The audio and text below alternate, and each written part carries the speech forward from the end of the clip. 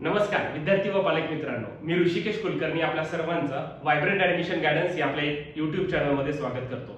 मित्रांनो, अत्यंत महत्त्वाचं नोटिफिकेशन आलेलं आहे, ते म्हणजे जे विद्यार्थी नीट ऍप्लिकेशन फॉर्म भरत आहेत तर त्यामध्ये जर काही चुका झाल्या तर त्याबद्दल काय करता येईल, म्हणजे करेक्शन विंडो ओपन होईल का, याबद्दल मी डिस्कशन करणार आहे। त्यानंतर आधारच्या रिलेटेड अनेक विद्यार्थ्यांचे प्रॉब्लेम आहेत, ते देखील इथे सांगितलेले आहेत, त्याबद्दल देखील आपण डिस्कशन करणार आहे।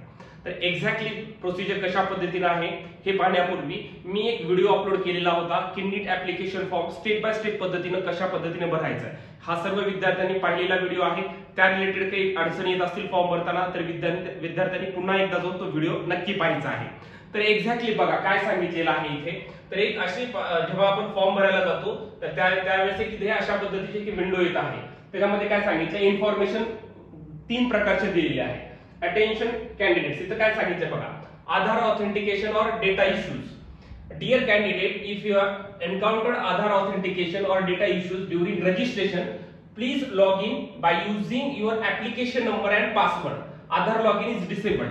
आता काही विद्यार्थ्यांनी लॉग इन झालेले क्रिएट झालेले, त्याच्यानंतर काय होतं की आपल्याला ऍप्लिकेशन नंबर जनरेट होतो, मग तिथे लॉग इन करताना बाय आधारनं पण करता येतं, बाय ऍप्लिकेशन नंबरनं पण करता येतं। तर त्यांनी काय सांगितलेले, आधार लॉग इन इज डिसेबल्ड, म्हणजे पहिल्या स्टेपच्या पुढच्या सांगतो मी तुम्हाला। तर त्यावेळेस काय सांगितले, जर काही करेक्शन्स किंवा त्या रिलेटेड काही इश्यूज असतील तर तुम्ही तुमचा ऍप्लिकेशन नंबर जो की तुमच्या मेल आयडी वर आलेला असतो तर ते लॉग इन करून तुम्ही हे करू शकता, किंवा रिव्हेरीफाय युअर आधार व्हेरीफाय करू शकता and correct the errors. For any further assistance kindly email. जर काही अडचणीच असतील तुम्हाला त्याच्या रिलेटेड तर neet@nta.ac.in यावर तुम्ही मेल करू शकता, किंवा त्यांना कॉन्टॅक्ट नंबर दिलेला आहे 01140759000 हा कॉन्टॅक्ट नंबर देखील दिलेला आहे।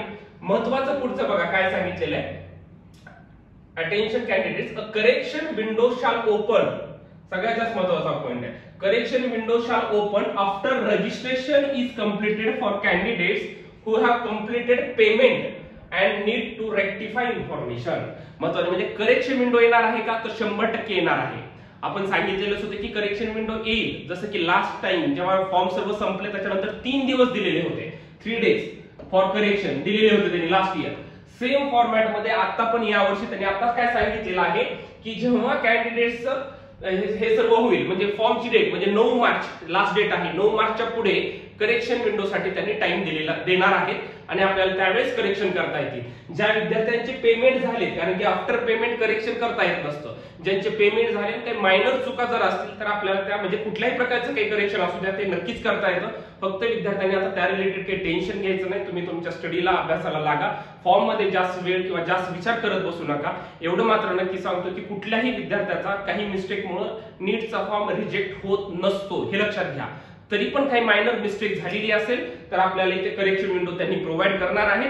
हे करेक्शन विंडो केव्हा येणार आहे, तर सर्व फॉर्मची डेट कंप्लीट म्हणजे 9 मार्चच्या पुढे आपल्याला नक्कीच करेक्शन विंडो येईल। त्याच्यानंतर महत्त्वाचा पुढचा पॉइंट काय सांगितले बघा, candidates are strongly advised to use only their own Aadhaar for registration process as it would be used at various stages during the NEET UG 2024 process।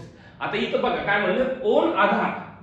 काही विद्यार्थी काय करतात, त्यांच्या आधारला मोबाईल नंबर लिंक नाहीये, तर आम्ही असं नोटीस केले की काही विद्यार्थ्यांचे फोन येतात, सर पॅरेंट्सचा आधार नंबर टाकला तर चालेल का, त्यांना मोबाईल नंबर लिंक आहे, अजिबात चालत नाही। विद्यार्थ्याचाच आधार नंबर टाकावा लागेल आणि त्याला मोबाईल नंबर तुमचा कोणाचाही असू द्या, विद्यार्थ्याच्या आधारला विद्यार्थ्याचा मोबाईल नंबर लिंक असू द्या किंवा विद्यार्थ्याचा आधार नंबरला पॅरेंट्सचा मोबाईल नंबर लिंक असू द्या, ते देखील चालतं, कारण की त्यावर फक्त ओटीपी जातो। परंतु आधार हा विद्यार्थ्यांनी स्वतःचाच आधार नंबर यूज करायचा आहे फॉर लॉग इन, कारण की पुढे जाऊन ते आधार नंबर वेरियस प्रोसेस मध्ये यूज केले जाणार आहे। त्यामुळे विद्यार्थ्यांनी जर लिंक नसेल, पॅन कार्ड आहे का बघा, पॅन कार्ड न लॉग इन होतं, नसेल लिंक तर तुम्ही 2-3 दिवस, 4 दिवस, 5 दिवस, 6 दिवस काही ठिकाणी एवढा पण वेळ लागतो, तर त्यामध्ये लिंक करून घ्या। 9 मार्च पर्यंत वेळ दिलेली आहे, त्यामुळे अशा गोष्टीकडे विद्यार्थ्यांनी लक्ष देणं गरजेचं आहे। महत्त्वाचं काय सांगायचं होतं, तर करेक्शन विंडो येणार आहे का, 100% येणार आहे।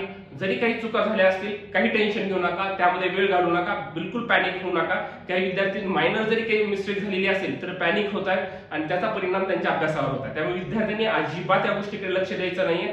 करेक्शन कसल्याही प्रकारचे असू द्या, आपल्याला 9 मार्चच्या पुढे ते करेक्शन नक्कीच करता येणार आहे। आणि फॉर्म मध्ये जर काही अडचणी येत असतील तर नक्कीच व्हायब्रंट ऍडमिशन आपल्या ऑफिसला तुम्ही व्हिजिट करू शकता। आपलं ऑफिस लातूर, बीड, बारामती, नांदेड, संभाजीनगर, पुणे बीड अशा सर्व ठिकाणी आहे. तर तुम्ही कुठेही आपल्या कॉन्टॅक्ट करा. फॉर्म मध्ये काही अडचणी आल्या तर मी एक व्हिडिओ अपलोड केलेला आहे, त्या पद्धतीने ऑनलाईन जाऊन तुम्ही तो व्हिडिओ बघा आणि घर बसल्या ठिकाणी फॉर्म भरू शकता. ठीक आहे. या रिलेटेड काही अडचणी असतील तर नक्कीच व्हायब्रंट ऍडमिशन गायडन्स या आपल्या युट्यूब चॅनल आधी सबस्क्राईब करा, जेणेकरून असे महत्त्वाचे व्हिडिओज मी तुमच्यासमोर घेऊन येणार आहे मित्रांनो.